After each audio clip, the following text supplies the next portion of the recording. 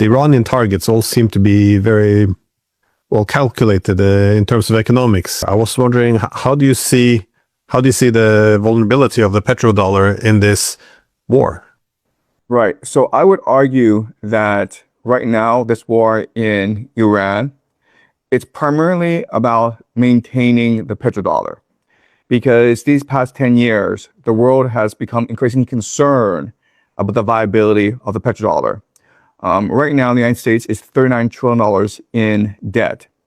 The United States, right after the Russians invaded Ukraine, froze over $200 billion in Russian assets, which makes the world question the legitimacy as well as the credibility of the U.S. financial system.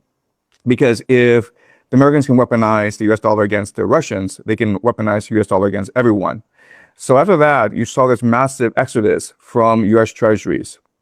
And right now, China is establishing the gold corridor.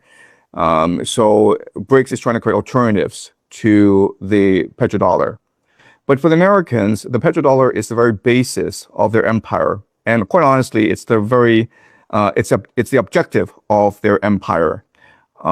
So the United States right now is going to fight tooth and nail to protect the petrodollar. What this basically means is to use its naval supremacy, its control over strategic choke points, maritime choke points, to control trade access, and basically force nations to depend on U.S. resources. So we saw that the United States in January attacked Venezuela, and now it's attacked Iran.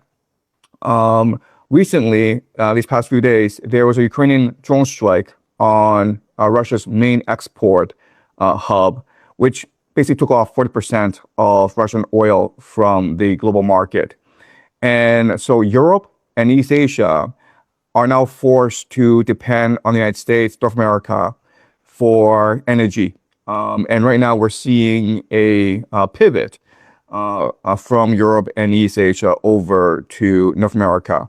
And so that's a strategy in place where the United States basically wants to take off Russian GCC oil and force the world to buy from the United States, which protects the petrodollar. But what we know from history is that this sort of hubris will lead to a backlash, and it will lead to the world unifying against America eventually, because quite honestly, America used to be the policeman of the world, and that's become the pirate of the world. And so maybe in the short term, you will see the strategy working out, but definitely in the long term, you will see the world becoming much more aggravated by this piracy